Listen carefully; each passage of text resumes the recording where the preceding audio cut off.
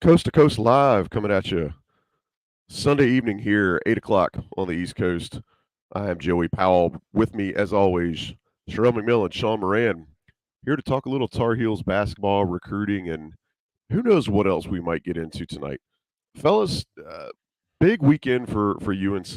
I know that the score might not have been what folks may have expected, but Tar Heels got out of the Smith Center with a win, 79-70 over NC State, in a game that could have gone a couple of different ways, I believe. But North Carolina does win. Want to give a special shout out to Johnny T-Shirt for sponsoring the show, to Congruity for sponsoring the show, and to everybody who's already in the live chat. And if you're watching us later on, just make sure you subscribe, rate, and review us. We appreciate it, guys. Let's talk about the game at the Smith Center on Saturday. Tar Heels 79, NC State 70. I'll do some quick stat highlights, and then I want to get into kind of a little more holistic analysis of what this game might mean as far as the rest of the season or any trends that we've seen from the squad.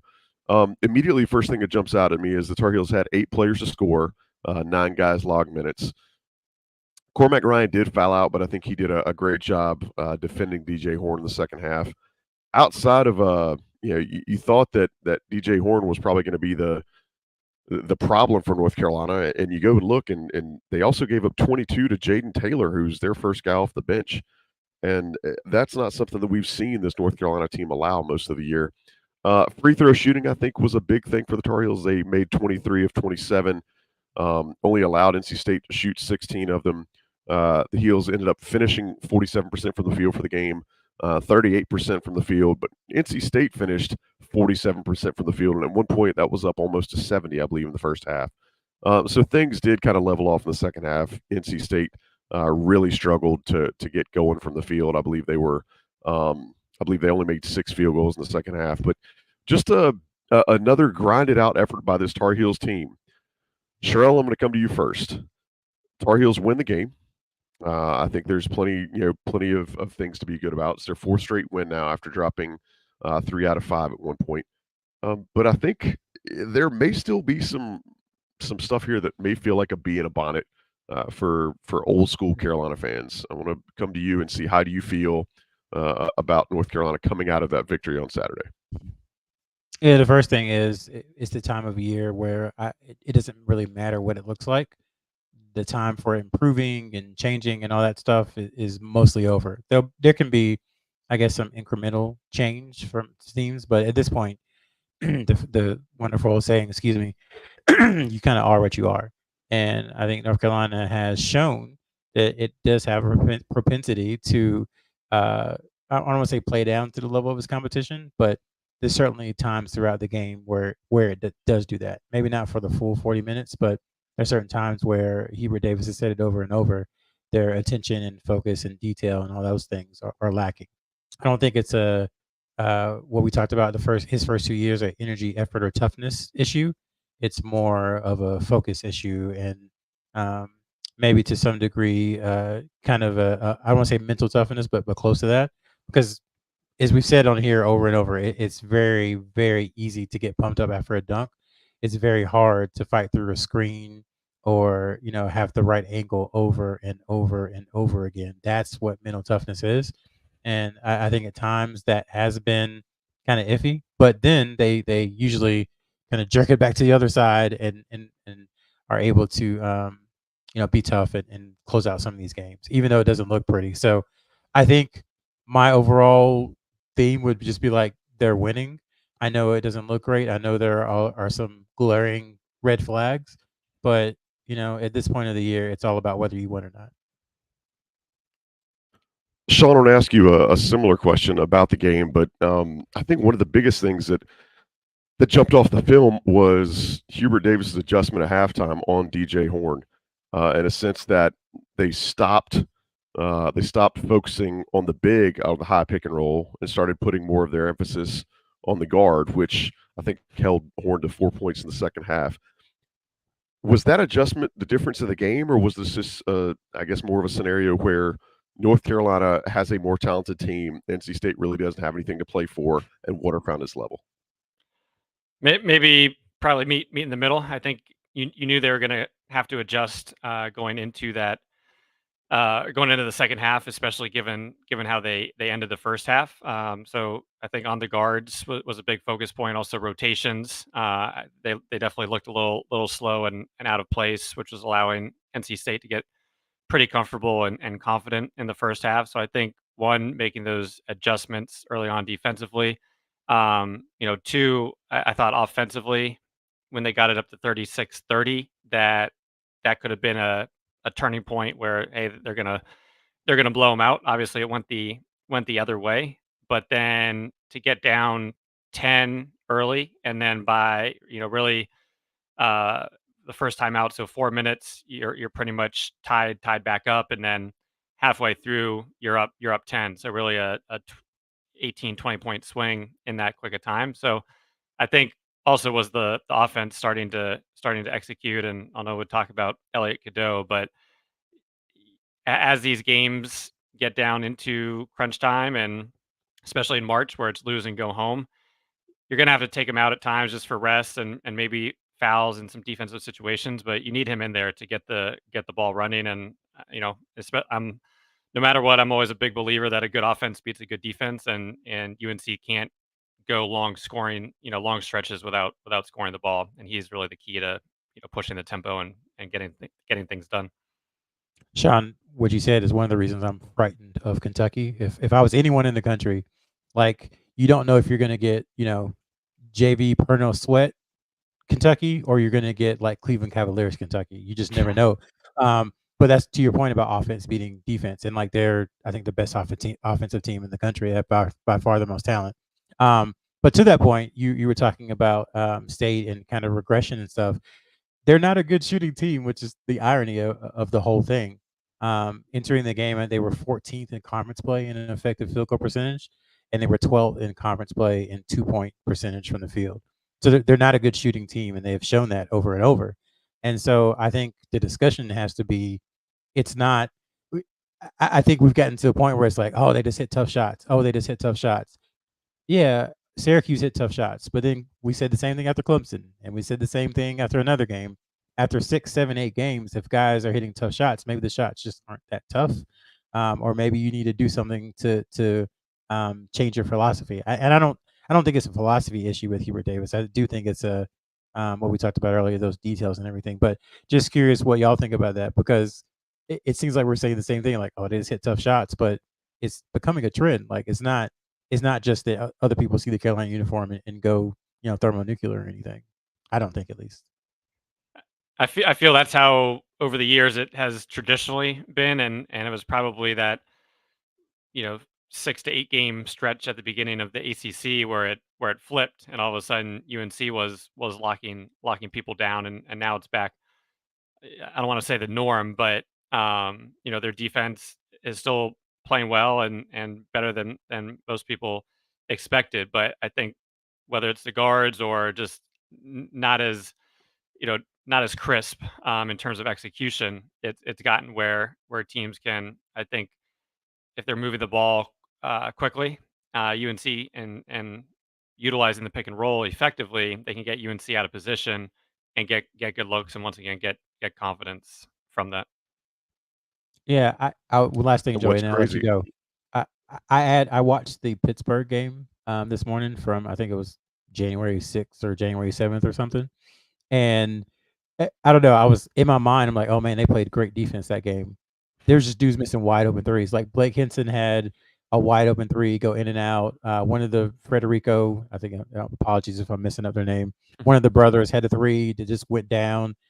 Carrington had at least 2 threes where there was nobody within 7 or 8 feet of him, and he missed. So I do think it is some regression, and that we can look back now at that 10 game stretch and say, yeah, they were playing good defense, but also teams were just missing a lot of like wide open shots. what's crazy is North Carolina is still 26th in adjusted offensive efficiency, and they're sixth in defensive efficiency, which blows my mind. I mean, I did not expect this team to be that good defensively from the metrics. And to your point, Sherrell, yeah, against NC State, I don't feel like they were all I don't feel like they were all really well guarded shots. I think NC State was doing a really good job of getting their guys open. I think there were 2 times that I remember that they got offensive rebounds that turned into 3-point buckets for their perimeter shooters, and that's 6 points. When you're talking about an 8-point halftime deficit, that matters. And so it is weird that North Carolina still looks this good on paper, but to your point, Sherrell, what we're seeing right now with our eyes, and how they've played around the perimeter over the stretch of an entire game doesn't seem as good as maybe what's in our head. But who knows? Maybe all these games are, kind of more regression to the mean, like maybe the Pitt game was the aberration. What Something that go ahead, Sean. so, there was less overall possessions in this NC State game versus Clemson, but being down 7 points didn't. You don't want to be down 7 points at home, but versus double figures. Once again, they cut it, got it back to even in 4 minutes, so it wasn't like Clemson or even go back 3 years to the Pittsburgh game that everybody thought they had to win, and you're down big, and it just takes so much energy to even get close to tying it, and then when you do, you kind of lose sales. So even though there was less possessions, you never at the time you never really felt, hey, this is getting away, because it still felt fairly loose in terms of how both teams were playing versus maybe a Clemson or a UVA that will just work clock and box out if they are getting rebounds, and every possession just becomes a little more painful. So once again, I think that's the level of play that NC State was at. So it wasn't a surprise that they were able to cut it pretty quickly.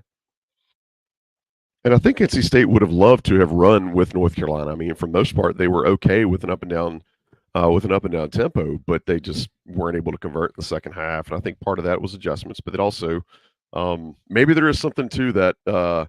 Maybe there is something to that visitors rim that North Carolina shoots on first. Who knows? Because I feel like there was another game this year where it was the exact same. 2 players I want to talk about in particular. Sean, you mentioned Elliot Cadeau a second ago. We'll go ahead and start there. His stat line was absolutely gaudy for a freshman point guard, and no, he's not putting up Dillingham type numbers and stupid stuff like that. But the efficiency is what I'm looking at. 15 points on 5 for 7 field goal shooting, 1 for 1 from 3, which the one that he took was almost like okay, you're going to dare me, I'm going to jar it. Missed only 1 free throw because his free throws have been consistently getting better over the last 3 months. 4 rebounds, 7 assists, and only 2 turnovers. And the big one to me is he only had 1 personal foul in a game where the referees have shown it doesn't matter what they how they call the game in the first half. We're going to blow our whistles in the second half so that everybody gets to see us and we get to make sure our striped jerseys are on TV. That 1 foul, I don't know if it was because he was playing better defense or if he's just learned when and where he can grab. All that to say, just a really great performance from Cadeau. This team is so much more efficient when he's in the game, and he's starting to show just some emotion, which is so fun to see out of a freshman point guard at North Carolina. Sean, is this more of what you expected from Elliot Cadeau, or did you think it would be even less of this sort of stat line? Well, I think the 15 points is definitely nice. To me, it was the 7 assists as well. But I think he, once again, from a quickness perspective, it's hard for anybody to stay in front of him one on one. I think when a game where RJ was struggling to get open looks, which we've seen it obviously not in Miami, but 2 of the past 3 with UVA. Teams are going to continue to key on him, and it's going to be important for Cadeau to step up. I love the 3-pointer that he hit. He kind of had it in rhythm, and it looked good when he did shoot it. But to me, one of my favorite plays was when he caught it on the left wing, kind of jab left and just accelerated to the right side because he did have a mismatch and blew by the defender, and got a layup, and then you could see him kind of posturing a little bit afterwards. So I think for him, it's going to continue to be aggressive, continue to pick your spots. He has that first step that nobody else does. So once again, that when they got it back and they're kind of hovering, I really wanted him back in the game because I knew this is the time the offense needs to push it and they need to build a lead versus trying to focus on defense. And once again, just with how he's able to push the ball, that pass he had to Ingram in the first half that got up to the 36-30 was beautiful. I probably thought there'd be a little more of those just in general, but even if they can get one or two of those easy baskets per game. So this was I think his best game from an offensive efficiency rating. It was tied for first, but number one in I'd say big games or Power Five teams. So is he going to be able to do that every game? No. Once again, we'll see. Notre Dame, good defensive team, and how Duke will play him. But once again, I think from a confidence standpoint, it is big getting into March, knowing what he can do, especially if RJ or others aren't at playing at A plus level. I get the feeling there's going to be a game sometime in the next few weeks before the season is over, where he goes off for about 20 or 25, just because he's going to start spamming that drive to the basket, and then other teams are going to continue to sag off. And he's proven if he wants to get you, he can get you. Full stop. Sherrell, you covered Elliot Cadeau's recruitment really, really deeply. You were able to see all of this. Now that we're sitting here in March, you better than anybody else knows kind of the level of expectation that a point guard at North Carolina comes in with. You understand how mercurial that spot can be for a guy. Now that we've seen, say 75, 80% of the season with Elliot Cadeau at the helm, how do you rate that? Is he kind of met your expectations? Has he exceeded them?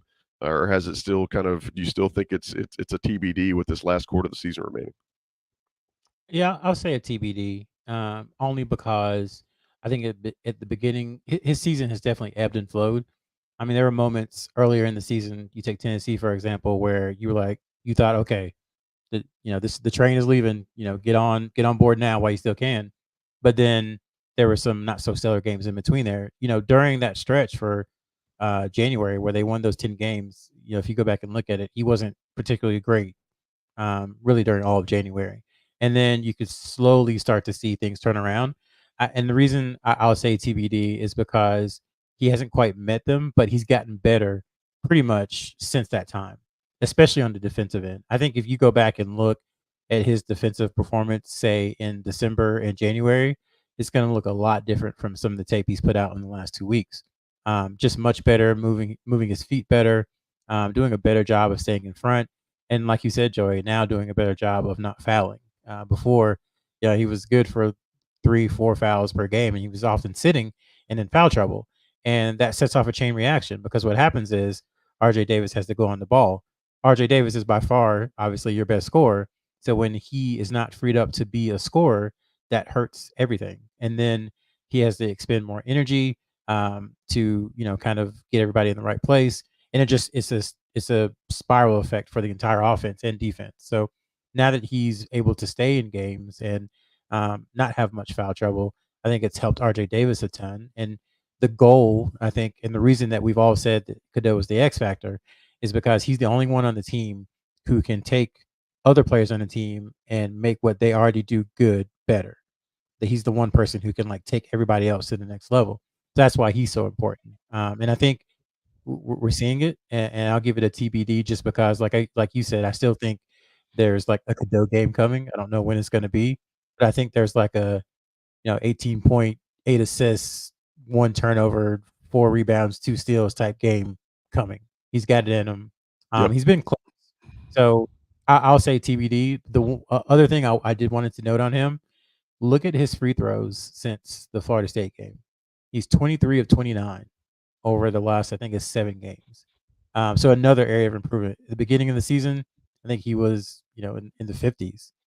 His season average now is still in the 60s, but the last, 7 games, like I said, 23 of 29. So he's made a lot of progress there too. So that's also the difference of 3 or 4 points a game, right? And that's where when you get to games where maybe your offense is either tired or slagging, dragging out, and you're not able to get the efficiency that you're looking for, 3 or 4 points matters. And when you're talking about a guy who hasn't shot particularly well from the perimeter, seeing the ball go in the net matters. Somebody else that had an amazing game on Saturday, and it didn't feel like it. And this takes me back to I've used the George Lynch comp on here before. But Harrison Ingram reminds me a lot of George Lynch, especially in a game like the one against NC State, because he absolutely dominated the stat line and you didn't feel like it. Um, if you look at his rebound total, he had 6 boards for the game, but I feel like they were really timely. Made all of his free throws, which he has not done a lot this year. 2 of 5 from behind the arc, 8 of 14 from the field, 22 points, and no turnovers. And I look at that kind of stat for a guy that's never played in these sorts of rivalry games. And he made the comment after the game. He doesn't understand why they hate him. That's maybe that's what helps. But just seeing him be able to plug into a rivalry and do the things that he wanted to do, just I feel like we saw a different level from Harrison Ingram against NC State. Sherrell, what was your takeaway from seeing Ingram not only show a little spring that we hadn't seen before, but just had a little bit of a little bit of want to, and maybe he was up for the sniping that was going on yesterday between both squads. It's amazing to me. You can tell when a guy has struggled from, the field, especially in shooting. You can tell when they took an extra day or some extra time and just put up a whole bunch of shots, because it's like we use the training camp analogy during the bye week, like you get back to fundamentals. But I think that's really what he did, because if you look at his shot from a couple games ago and you look at the ones from Saturday, they were much more in rhythm. They were Mhm. calmer. They were more relaxed. They didn't seem rushed. It just seemed like he was comfortable taking them. And I think that's muscle memory. That's all the work in the gym that you're seeing come to fruition. Yeah. So that is amazing to me. So I think that's part of the reason he was probably up for the game. He probably had a feeling that he was going to play well, because it seems like he put in a lot of extra work. I think maybe he talked about it a little bit in the post game. That's definitely part of it. And then, yeah, State does hate Carolina. Like, that is pretty obvious. And I think it's been passed on to him. I bet I wouldn't be surprised if Roy Williams talked to the team. I wouldn't be surprised by that at all. They might not want that out, but I wouldn't be surprised if that happened. And Hubert Davis conveyed the message of, like, hey, these guys, you need to beat them. Yes, you need to do what you always do and prepare for every game the same, but this one's a little different. And the Smith Center feels a little different. It's sold out. It's on a Saturday afternoon. And this season, in those type of games, Ingram has really played well. If you go back and look, the Duke game, some of the higher profile matchups, he's really been engaged. The Tennessee game, came out, hit 3 or 4 threes in the first half. So it's kind of his thing, I think. As the moment gets bigger, so does he.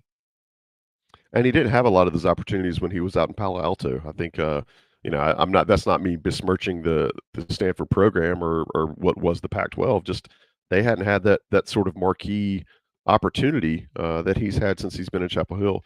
Sean, I want to ask you to speak specifically about when you have a player as versatile as Ingram is, where he's able to guard a 3 or a 4 or even a 5, depending on who that 5 man is. How much better does that make North Carolina as far as their ability to take their opponent out of what that opponent wants to do offensively? I think you go back a few years and it was always the four that seemed to be, I don't want to call it the weakness, but that seemed to be where UNC could struggle in terms of playing the traditional two big set.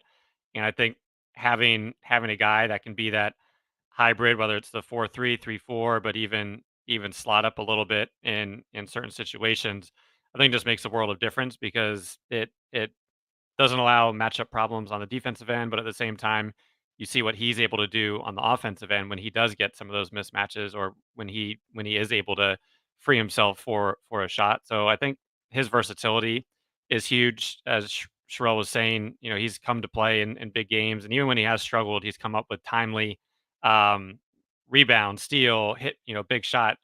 But he's going to be not the key, but certainly one of the keys in terms of how far do they go in March.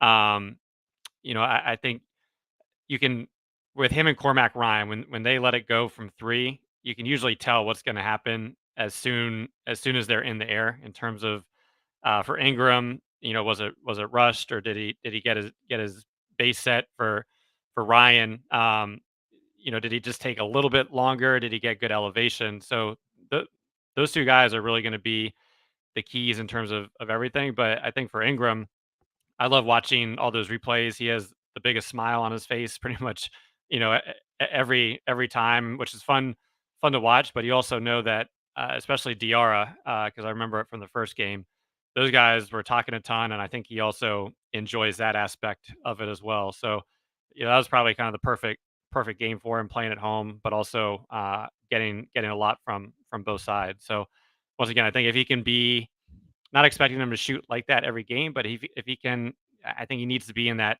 13 to 17 point range at a minimum, at a good efficiency for UNC to reach what we're hoping they can reach.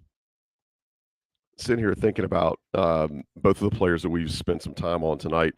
That Ingram play or that Cadeau play where Ingram and Cormac both like rushed up to him after he hit that crazy layup.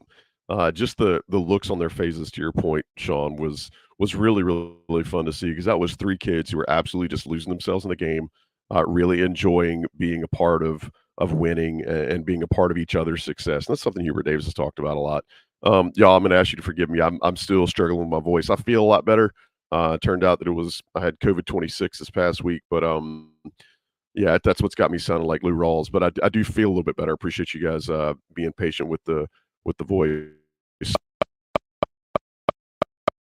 Quickly, before we take a break, I do want to take a quick look at Notre Dame coming to town for senior night.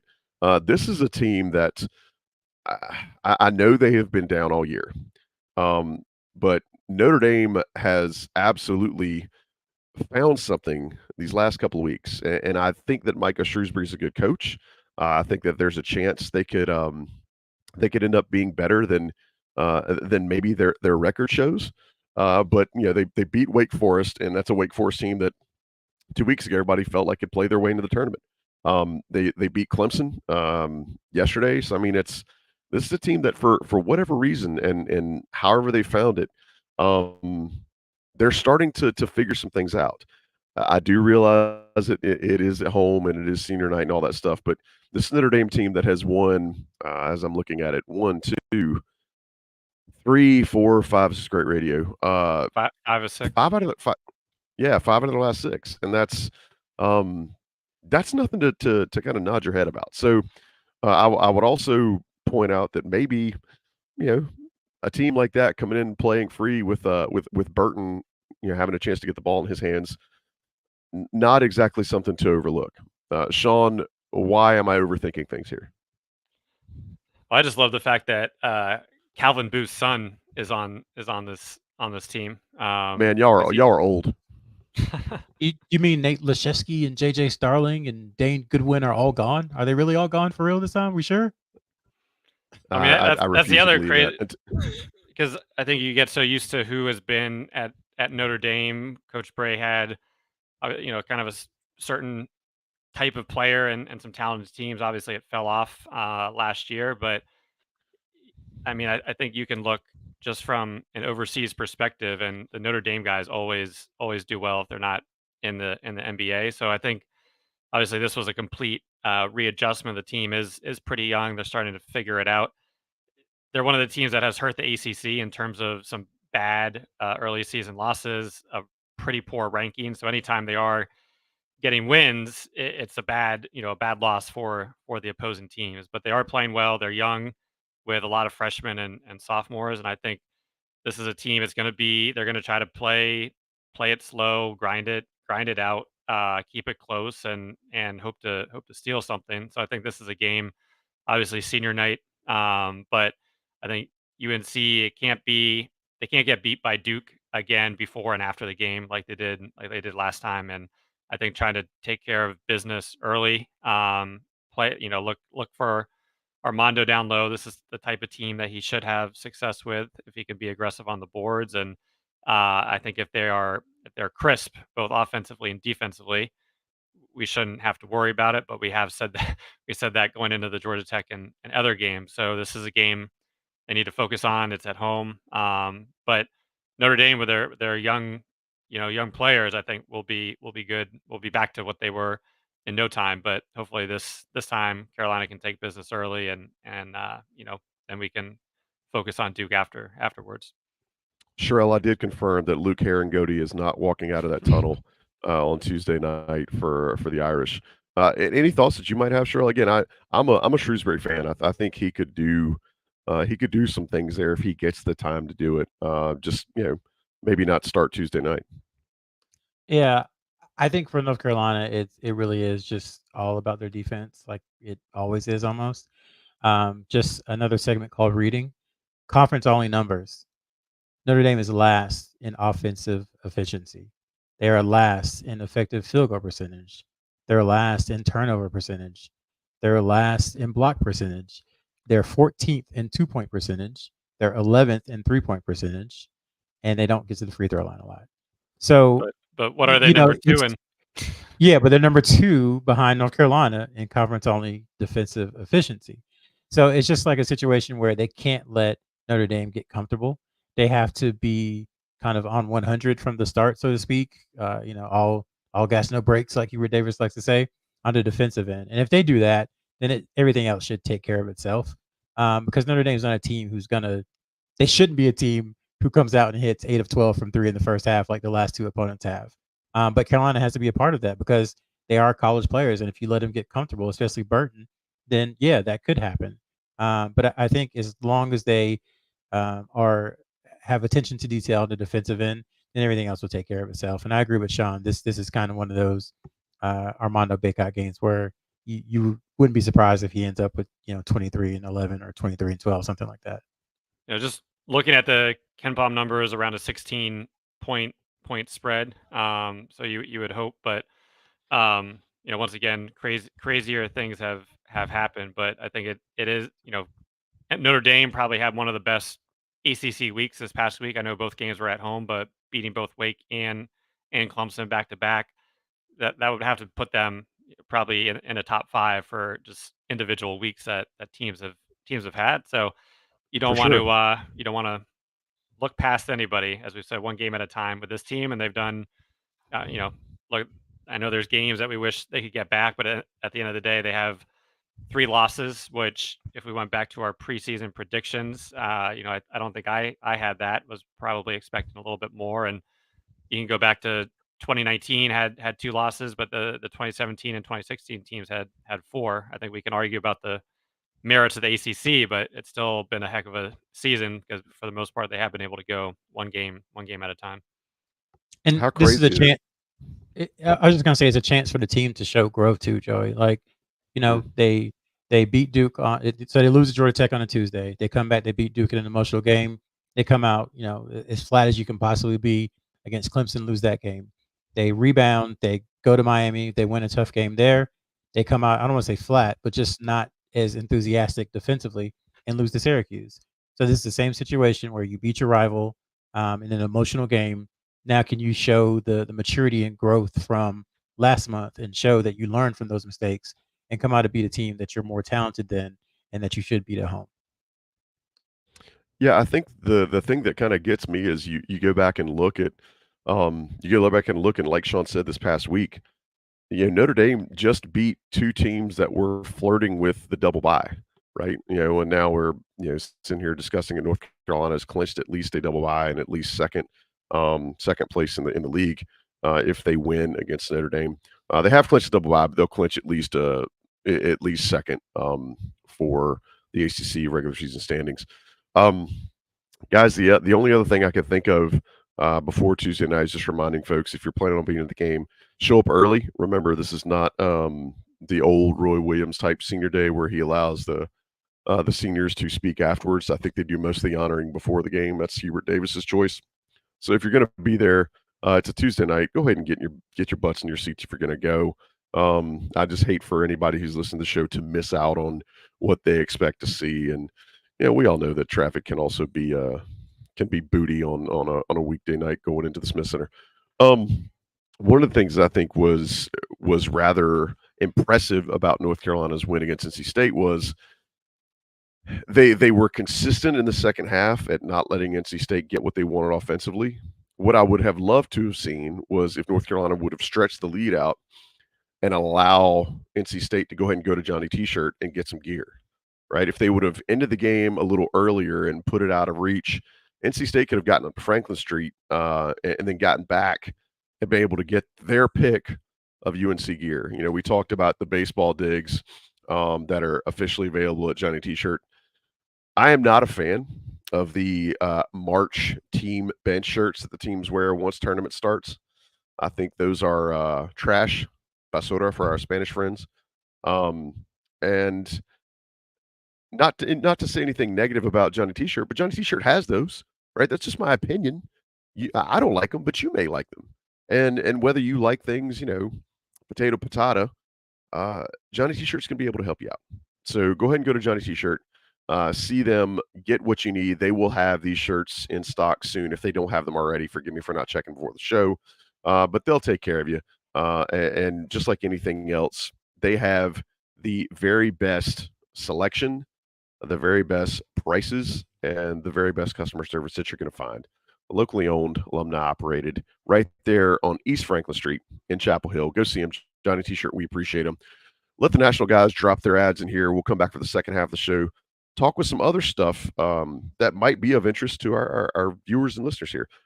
You're listening to and or watching the Coast to Coast podcast here on InsideCarolina.com. All right, thank y'all for being here. We appreciate everybody who's been in the chat, and I want to give a big point to the passer to Mr. McMillan for checking and confirming that Johnny T-Shirt does have the blank energy shirts that are now available, the March official team T-shirts that Nike puts out. So go pick yours up if you are so inclined. Guys, something I want to share is that as of this year, I'm a voter for the U.S. Basketball Writers Association.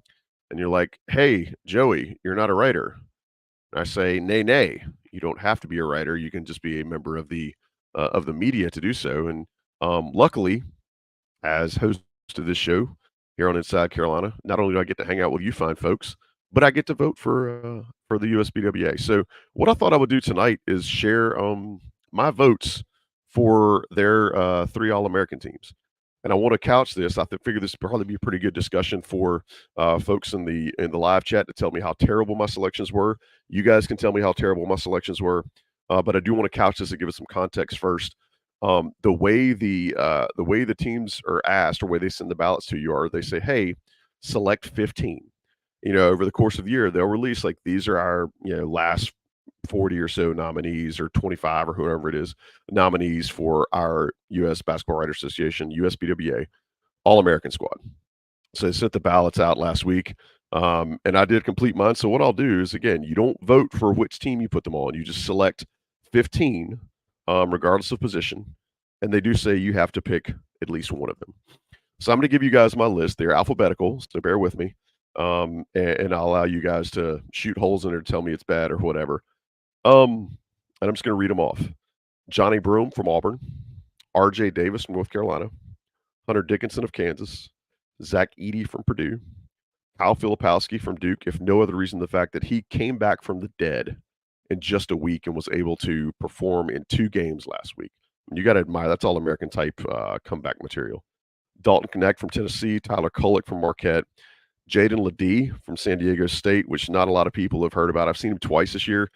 I think he's a real deal. I think he would be a good player in any high major conference.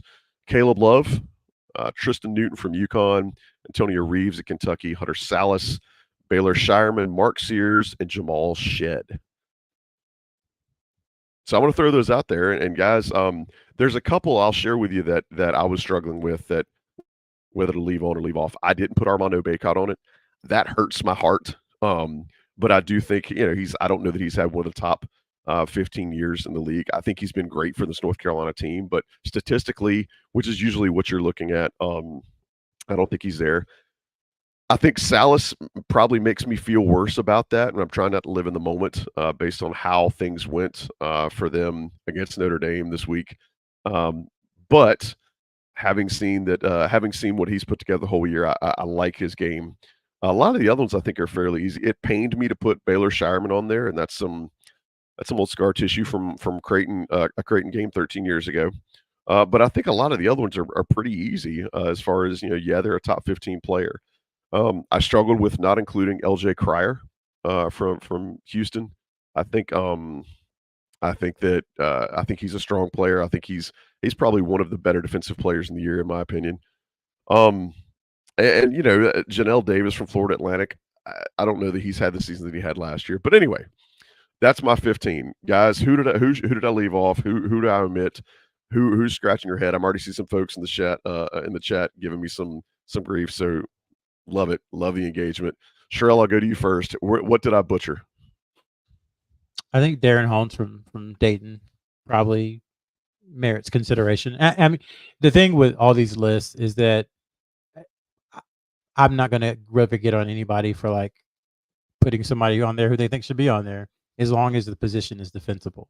I think with ACC Player of the Year voting and all that stuff coming up, there's going to be a random person who wants attention who votes some random person. But as long as you can defend it and say this is what I was thinking, this is why I was thinking it, then I have no issue with it. I probably would have had Kalkbrenner probably on there too from Creighton. It's crazy as it sounds. I know people are going to get on me. I actually kind of like watching Creighton. Like they're a fun team. Like they have 3 players I really, really enjoy in Alexander, Shireman, and Kalkbrenner. Excuse me. So I kind of like Creighton. I'm sorry, forgive me. Kalkbrenner was not an option, by the way. Really? That's surprising. He was not an option on the list. Yeah, but other than that, I mean, no issue. I think I'm really curious how, if you would have done it like as first, second, third team, how you would have done it. Maybe that's a question we can throw back at you after Sean gives his thoughts. Like, if you had to make a first team right now, what would it be based upon the 15 that you picked? That's fair. I think I could do that. Sean, give me your feedback, man. Who did I miss? What did I butcher? If you had the same vote, who would you have swapped out? I thought it was pretty good overall, especially going through 15 and having to go coast to coast with the list, getting some West Coast love See what you did out there. Jaden Ledee, once again, he played great last year in the tournament and has had a strong season. And you look at, the guy, he's 24 years old. And I remember, this is going back, 8-9 years, where he was at the USA basketball camps. He was one of the top rising, top freshmen, top rising sophomores in the country. And, just kind of a case of a kid being probably ranked too high, more from his physicality versus his skill set. And but at the end of the day, luckily was able to find a program where he fit and was able to excel towards the back end. So just nice to see that story. So many times you see kids that are highly ranked just completely fall off the map in those situations. But I don't know, not real great content, but I wouldn't kind of bring up many other players, but I think it would go to who if you had to put your first team, who would it be right now, out of curiosity? Yeah, well, and so also I want to point out I left Terrence Shannon off the list too because, anyway, Terrence Shannon not on my list. Read between the lines there. I think if I had to put 5, I'd probably go. And I hate, I would love to see RJ Davis get play. I think you can make a case for RJ Davis for Player of the Year because he's not the focus of the offense that Zach Edey is. He's also 6'0" 100 doing this against what I think is a better league. I think the ACC is better than the Big Ten is this year. But my first team All-Americans, I would say Dalton Connect, Tyler Kolek, Zach Edey, Caleb Love, and RJ Davis. Those would probably be my first 5. And I realize I'm leaving a couple of guys that are amazing scorers and stuff off of there. But that if you're telling me right now, I got to give you a first 5. That's probably my first 5 is. The one guy, maybe not first team, but did you have Mark Sears from Alabama? Yes, I did not have him first team, but he was on my 15.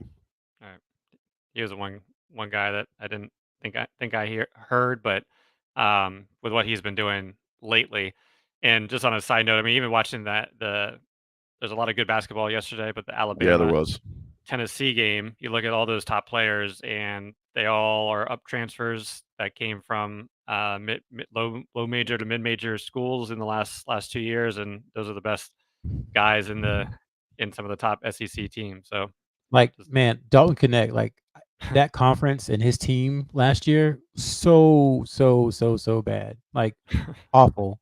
They were one of the worst teams in one of the worst conferences, and that's just one thing with the portal you can't really adjust for. There could be a player who comes from low major, comes to a school like Carolina, and it just doesn't work out. Or there can be a player like Dalton Connect who comes from a low major, goes to Tennessee, and just sets the world on fire. It's I don't think there's a science to it. You don't really know until they get there. And honestly, when North Carolina called Connect once or twice, and it kind of became apparent that it wasn't going to happen. But when me and Ben started, like Ben Sherman, editor in chief of Inside Carolina, for those who don't know, but when we started like looking through, all his data, Sean too, all his data in Kimpom and Bartorvik, and looking at game film, it was like, yeah, but this is the big sky. Can this really translate into the SEC or the ACC or the Big 12? And you don't know until it happens. So as the portal starts to, I guess we'll talk about it at some point, but with that opening in a couple of weeks, just keep an open mind. I don't mean to be redundant, but arguably the best player on the country's best team is a transfer from East Carolina. Like, think about that. So just when different guys are getting attention from different schools, try to have an open mind. Just because, to Sean's point, Cam Spencer, where did he come from? I don't even remember. That's But like, Loyola loyal, yeah. Maryland. yeah, And yeah. So I mean, again, like Marymount. he was not on anybody's radar as a potential difference maker when he plugged into that roster. right, right. So I mean, Dalton Connect, Tristan Newton, Cam Spencer, the list goes on of guys from that mid-major level, even low major level, who've come and made a huge difference from teams. So that's my way to push it forward into portal talk. If we decide to go there, like, just keep an open mind. I know I said that all last year, but please just keep an open mind. Well, thanks for humoring me, guys. That was I did think it was good. That being the first time I'd had a chance to vote for one of these. The other thing, they ask you to vote for women too. I did that one. And they ask you who your rank 3 for player of the year. I don't mind saying, I don't mind saying I did put RJ Davis first, but Zach Edey second. And then they also ask you to rank newcomer of the year, which I think is an interesting topic too. I put Jacoby Walter for Baylor first, Reed Shepard from Kentucky second, and as much as it may pain some of IC subscribers, I put Jared McCain third. Just because if you consider what he's done in that league this year when they needed it from him, he's picked up time when Tyrese Proctor's been hurt.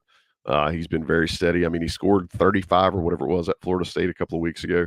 Those are my 3 for National Freshman of the Year. So was it freshman or was it newcomer? It says freshman. Sorry. Yeah, it says National Freshman of the Year. I'm curious to see how organizations adapt to that. Like, are you going to start giving Dalton Connect like newcomer of the year in the SEC? Yeah, well, it's the Wayman Tisdale Award, which should be who plays the best jazz bass, but unfortunately, that's not the case there. Guys, I do want to make a couple of recruiting notes before we get out of here today. Sherrell, I know that UNC had a surprise visitor, and then one not so surprise visitor at the NC State game. Yeah, season ticket holder Drake Powell was there on Saturday. I don't think he's going to be able to make the game Tuesday because I think they have a playoff game on Tuesday. So they're in the third round now of the North Carolina High School Athletic Association playoffs. They were played on Saturday. I think they won by like 40 or something. So weren't really challenged. I don't think they'll be challenged until they get into the regional semifinals. Farmville Central is like a state powerhouse, and there's a chance that they're going to play them. So that's something to watch. And then Ian Jackson was back in the Smith Center for the first time since his official visit back in November. This is his third overall trip to UNC. So his official visit as a junior, he was at I think the Georgia Tech game where UNC won big, and then he was here there in the fall, and then again yesterday. Didn't know that one was coming. Got a text at like, the game was at 4. Got a text at like 2:58. It was like, hey, surprise visitor, Ian Jackson. So I think that will help maybe dissuade some of the stuff that's been out there for him for some time. His OTE season is over, so him and Drake are going to hit the national, I guess, All-Star game circuit. They're both in the McDonald's game. They're both in the Iverson Classic, and then I think each of them has one other one that they're playing in. Good wrap up there. Appreciate that. And as you're talking about playoffs, Sean reminded me before the show that Scholastic period's ending very soon. Scholastic games are ending up relatively quickly, so it'll be It'd be interesting to see. Sean, what are you looking for as most players' scholastic seasons winds down? Yeah, I mean, I think really just now that we're in March, 1 to 2 weeks left. Obviously with the guys that UNC has committed for Drake Powell, how do they wrap things up, and then just starting to for those guys kind of more start to look at their whole season. I think the March April timeframe for some of the All Star games that could also tell a lot once you get all that top talent together, and seeing how they're doing, reading the 24/7 staffs of the McDonald's practices, things of that nature, because I think you can tell a lot from those competitions, and then obviously starting to get ready for the transfer portal, which Sherrell, scared me with the March 18th date because that'll be coming soon, and then obviously this time last year they were pretty much set from a recruiting perspective versus the 2025 class, so that'll be another thing to dive into for everybody as well. Yeah, if you guys didn't get a chance to read that, premium subscribers probably already saw Sherrell's really good preview, and it was a kind of an all-encompassing, this is what's going to happen and what we already know. Look at North Carolina's stance and how they're going to approach the transfer portal when it opens in 2 weeks. If you haven't read that, you're probably not a premium subscriber, and I'm judging you a little bit. Let's just be real. We're amongst friends. We're going to be honest. If you're not a premium subscriber, yeah, a little bit of side eye cast your way right now. Fellas, before we get out of here, appreciate the insight on the recruiting side of things, but now it's time to throw some pennies out there. Segment we like to call Our 2 Cents, presented by Congruity. We like to call it Our 2 Cents because we think about money and we think about, these are the last two things we're going to give you before we wrap the show. But if you look at it from a different angle, Congruity is going to save your small or medium-sized business some money by helping you optimize and become more efficient by taking care of your human resources, your benefits, and a lot of the administrative stuff that is kind of weighing you down as a business owner or a business decision maker. If you'll go to congruityhr.com/Tar Heels, they're going to give you a little form to fill out. It's really easy. Answer some questions. They're going to tell you how they can help save your business some money. If they can't, they'll tell you that too, right? So there's no obligation on your part. Really, all you've done is you've spent a very small amount of time trying to see how you might be able to save some money and make some more profits. Increase that top line or even increase the net for your business. Check them out. We appreciate how much they support our work. We want you to support them. They care about the North Carolina business community, and they will take care of you. They're good folks. We would not have them as advertisers if they weren't good folks and if they did not have a product or a service that we believed in, right? congruityhr.com/Tar Heels. Get your free assessment for your small or medium-sized business. I'm sorry, congruityhr.com/Tar Heels. Get your small or medium-sized business assessment. Let them tell you how they can save you a little bit of money. Sean, give me your 2 cents, presented by Congruity. 2 cents.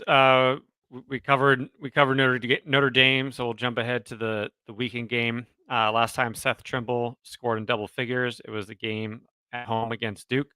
I think he's gonna need another strong performance off the bench, just given his athleticism, ability to create a little havoc defensively. So I think what he produces coming off the bench is going to be really important, especially as that bench has shrunk in terms of minutes played, and when Hubert is providing those minutes. And then Armando Bacot, probably to his level, did not have the greatest of weeks in terms of both the Miami and then 4 of 12 yesterday against NC State. But I think some of the things we did see of continuing to get him in space and let him work a little bit, whether it's a drive and a spin, hard attack left. Obviously, DJ Burns a little slower, so it was easier. But I think continuing to get him in space will be important. I think even going back to the tournament run, he was getting 10 plus shots a game. He was great, but he wasn't dominant. So you don't need a dominant Armando, but you need him engaged, dominant on the offensive boards. And if he can get some, like the left-handed hook where he got good elevation, wasn't taking a very contested shot like that he's been known to do lately. I think, he's going to need another big week this week, if he can try to match what he did the first time against Duke. But definitely looking for him and how he's going to finish around the basket this week. Thank you, sir. I will take those 2 pennies and use them wisely. Sherrell McMillan, your 2 cents. Going right back to Armando Bacot, I still think a first team All ACC is kind of on the line this week. I think PJ Hall and RJ Davis and Flip, whether you think he should be there or not, he's going to be, um, are pretty much locks for the team. And then it's like, so who are the other guys? For a while there, it looked like it was going to be Reese Beekman. You thought he was a shoe-in, and then Virginia has struggled lately. And then it looked like it was going to be Hunter Salas after that amazing performance against Duke, and he struggled a little bit recently. So the door is still open, I think, for Armando to have 2 big games and work his way back into that first team All ACC. And then I would say the second thing, or let's call it 2A, RJ Davis watch. He has 92 threes on the season. Carolina has a minimum of 4 games left. He's 13 away from tying Justin Jackson's single season 3-point record. You would think if North Carolina plays well, they'll play more than 4 games and likely have a chance to break that. I think Justin broke the previous record at the first round of the NCAA tournament. And then the last thing, as Sean said, talking about Duke, that's going to be a tough game, man. Duke has played really, really well. I would say basically since January 1st, just like Carolina. They only have 3 losses since this calendar year. And even in that game against Wake Forest, that game had, I think, 61 or 62 possessions, and they put up 79 points. So, like, their offense is really, really, really humming. And it's going to take North Carolina's probably best defensive effort of the season to go in there and win. I think they can do it. But again, they have to start with Notre Dame and not let what happened last time kind of build towards the Duke game, as opposed to like having to have a closed door meeting after a potential loss, like they did against Georgia Tech. So I'm really curious to see what we're talking about next Sunday. We could be talking about North Carolina has restored order. They've swept Duke. They're finished the season with only 3 ACC losses. Can they be a 1 seed if they win on Thursday in the ACC tournament? Or we could be talking about, man, they started 9-0 and they only got a share of the conference title. And in the worst case scenario, we could be talking about, wow, they blew 2 games at home and they're the number 2 seed. They're dropped to a number 2 seed in the ACC tournament. Now they've dropped to a 3 seed in the NCAA tournament. So like it's just a wide range of things we could be talking about on Sunday. So I'm just kind of anxious to see to find out what's going to happen. Absolutely. I mean, there's a lot of line. Duke has played really well offensively, especially at home. Some of their really, and I think they're in the top 5 or 6 in offensive efficiency in Ken Palm right now. If you go look at it, I'm not sure where they are in Bartorovic, but they're up there. And judge how you want to. They shoot the ball really well. I think they're averaging more threes than anybody else in the ACC per game. More made threes, excuse me, than anybody else in the ACC per game, and it's going to take a full team effort from North Carolina. Assuming that they also will bring a good effort against Notre Dame in their senior night on Tuesday. Either way, yeah, like Sherrell said, we got a lot to talk about next week. So all of you who have joined us live tonight, we appreciate you being a part of the show. Stick around, and we'll definitely have something coming back for you next week too. But North Carolina Tuesday, home against Notre Dame on senior night. So many guys eligible to be senior starters. I'm not sure how they'll play that out. As soon as we find out, I will tell you that Inside Carolina will report it for you. And then at Duke at 4:00 on Saturday. Another week chock full of ACC goodness. Last week of the regular season. Holy cow, where did the time go? Pleasure to be here with you guys regardless. Sean Moran, thank you so much. Sherrell McMillan, I appreciate you as well. Shout out to everybody who was here joining us live tonight. And for the folks who are checking us out in their podcast feed, thanks for being here. Remember, rate, review us. We like that kind of stuff. We're grateful for Johnny T-Shirt and Congruity for sponsoring, to John Sigley for producing. Until next time, I'm Joey Powell. This has been the Coast to Coast Podcast here on InsideCarolina.com. Y'all take care.